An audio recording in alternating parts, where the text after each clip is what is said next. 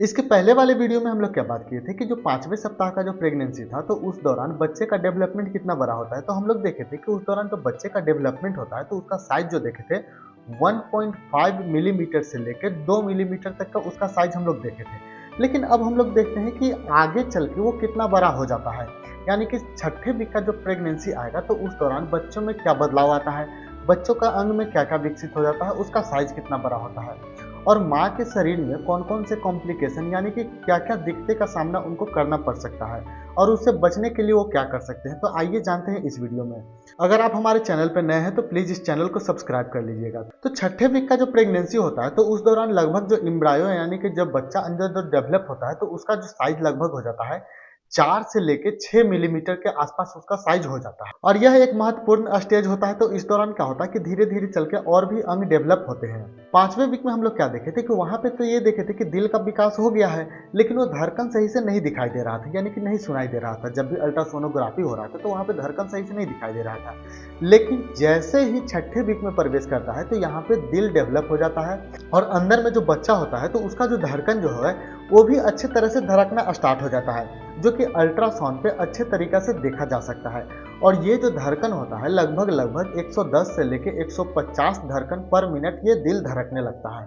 तो यहाँ पे क्या हो गया कि न्यूरल ट्यूब जो होता है उसमें भी मेच्योरिटी यानी कि वो भी अच्छे तरह से डेवलप होने लगा है। तो यहाँ पे क्या बनता है कि रीढ़ के जो हड्डी होता है उसका डेवलपमेंट यहाँ पे होने लगता है। तो यहीं पे तो आप सोचते होंगे कि 4 से 6 मिलीमीटर का तो इसका साइज ही है, तो इसके अंदर क्या क्या डेवलप होगा। तो अब हम लोग देखते हैं कि इसके अंदर हाथ और पैर भी बनने लगा है। लेकिन जो हाथ और पैर जो बनता है तो इसको हम लोग ऐसे ही नहीं देख सकते हैं। इसको देखने के लिए प्रॉपर जब अल्ट्रासाउंड होता है तो वहाँ पे सारा कुछ दिखाई दे देता है कि हाँ ये यंग बन गया है। और जो छठे वीक का जो प्रेगनेंसी होता है तो यहाँ पे और भी क्या देखने को मिलता है कि आँख, कान और नाक ये भी डेवलप होने लगता है। तो डेवलपमेंट का मतलब ये नहीं कि पूरी तरह से डेवलप हो जाए, मतलब कि पूरी तरह से ऐसा बन जाए। वहाँ पे जैसे इसका दाग बस देखने को मिलता है, जैसे नाक है तो नाक के पास एक दाग हो गया, कान है तो कान के पास एक दाग हो गया। तो इस तरह से दाग देखने को मिलता है, पूरी तरह से अभी डेवलप नहीं हो रहा, अभी डेवलपमेंट धीरे धीरे हो रहा है। और जो छठा वीक होता है तो इसी दौरान सबसे मेन एक चीज बनता है अम्बिलिकल कोड।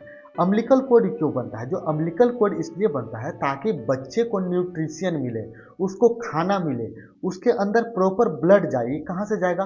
माँ से जाएगा। तो इसीलिए अम्बिलिकल कोड का निर्माण होता है जो कि माँ और बच्चे से वो अटैच रहता है ताकि उसको सही से न्यूट्रिशन भी मिल सके। तो यहाँ तक हम लोग देखें जो अंदर बच्चा डेवलप हो रहा है तो छठे वीक में क्या क्या उसमें डेवलपमेंट हो गया है। तो अब हम लोग जानते हैं कि जैसे ये सारा कुछ तो डेवलपमेंट हो रहा है, इस दौरान माँ के शरीर में भी बहुत ज़्यादा चेंजिंग होता होगा। तो उनको सबसे ज़्यादा लगता है इस दौरान थकान और कमजोरी। क्यों लगता है? क्योंकि अंदर जो डेवलपमेंट हो रहा है तो उसके लिए उनको एनर्जी चाहिए और एनर्जी कहाँ से मिलेगा? माँ के शरीर से मिलेगा। तो इसलिए इनको बहुत ज़्यादा थकान लगता है। और इस दौरान क्या देखने को मिलता है कि सबसे ज़्यादा मॉर्निंग सिकनेस यानी कि सुबह सुबह वोमिटिंग जैसा उनको फील होगा, ऐसा लगेगा कि वोमिटिंग आ रहा है।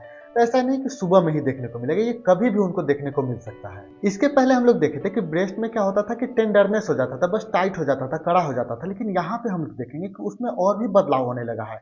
तो ये तो ब्रेस्ट में तो सूजन होता है, टेंडरनेस तो होता ही है, लेकिन उसके साथ साथ और क्या हो जाता है कि इस दौरान हो सकता है कि इस दौरान उनको नस भी दिखना शुरू हो जाता है। तो इसके पहले भी हम लोग देखे थे कि मूड स्विंग होता ही है, लेकिन उसमें इमोशनल बिहेवियर होता था। यहाँ पे भी वही इमोशनल बिहेवियर होगा। तो इस दौरान और भी ज्यादा मूड स्विंग बढ़ जाता है। ज्यादा यूरिन आना, क्या होता है कि धीरे धीरे यूट्रस बढ़ता है।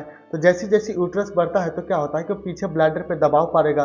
तो जब भी दबाव पड़ेगा तो जिसकी वजह से और भी जल्दी जल्दी उनको लगेगा कि यूरिन पास करने जाना है। तो ये सारा कुछ माँ के शरीर के अंदर बदलाव होता है। अब जानते हैं कि उनको क्या क्या दिक्कतें का सामना करना पड़ सकता है, उनको क्या क्या कॉम्प्लिकेशन हो सकता है।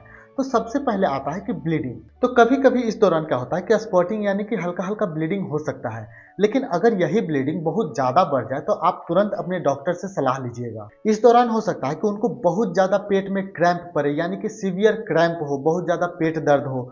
तो अगर नॉर्मल है तो ठीक है, लेकिन अगर बहुत ज्यादा पेट दर्द हो रहा है तो तुरंत डॉक्टर से संपर्क करना है। इस दौरान क्या देखने को मिलता है कि एक एक्टोपिक प्रेगनेंसी यानी कि फॉल्स प्रेगनेंसी जिसको बोलते हैं, यानी कि प्रेग्नेंट तो होती है लेकिन वो सही मायने में नहीं होती है। तो इस दौरान क्या होता है कि जो फर्टिलाइज एग जो होता है जो यूट्रस के बाहर यानी कि ज्यादातर जो फैलोपियन जो ट्यूब होता है वहां पे इम्प्लांट हो जाता है। तो जिसकी वजह से क्या हो सकता है कि एक्टोपिक प्रेगनेंसी हो सकता है। तो इस कंडीशन अगर किसी को हो जाए, किसी को पता चला कि ऐसा है, तो तुरंत अपने डॉक्टर से सलाह लें और डॉक्टर से संपर्क करना है, क्योंकि क्या होता है कि ये जो कंडीशन है ये बहुत ही ज़्यादा सीरियस कंडीशन है और इस दौरान क्या होता है कि मेडिकल ट्रीटमेंट बहुत ज़्यादा जरूरी होता है, तुरंत उनको मेडिकल ट्रीटमेंट की जरूरत पड़ सकती है। ये सारा चीज़ हो रहा है, तो इससे बचने के लिए आपको क्या करना है, इससे बचने के लिए क्या करना है कि डॉक्टर से रेगुलर विजिट करना है, यानी कि आपको डॉक्टर के पास हमेशा जाना है। जाइएगा तो क्या होगा कि समय समय पे जांच होगा, तो अंदर का पता चलेगा कि हाँ क्या हो रहा है क्या नहीं हो रहा है। इसमें कभी भी लापरवाही नहीं करना है। पोषण से भरपूर खाना खाना है, ऐसा खाना खाना है कि जिसमें सही मात्रा में न्यूट्रिशन मिले, सही मात्रा में प्रोटीन हो, सही मात्रा में कार्बोहाइड्रेट हो, कैल्शियम रिच फूड खाना है। तो इस तरह के खाना आपको खाना है, बाहर का कोई भी जंक फूड वगैरह ऐसा कुछ नहीं खाना है। अपने शरीर को एकदम हाइड्रेट रखना है, माने पानी अच्छे से पीना है ताकि किसी भी तरह के पानी की कमी ना हो। इस दौरान क्या होता है कि शरीर में और भी एनर्जी की ज़रूरत होती है, क्योंकि बच्चा अंदर डेवलप हो रहा है तो एनर्जी चाहिए। तो इस दौरान आराम करना है, शरीर को बिना मतलब में वैसे ही थकाना नहीं है। अगर आपको बहुत ज़्यादा स्ट्रेस लेते हैं, स्ट्रेस होता है, घर का माहौल ठीक नहीं है, तो इस दौरान क्या करना है कि थोड़ा सा आपको बचना है इन सब चीज़ों से, स्ट्रेस कम लेना है।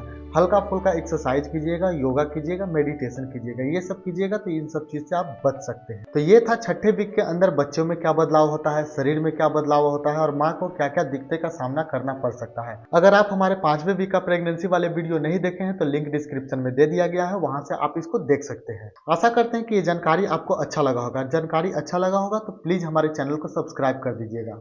धन्यवाद।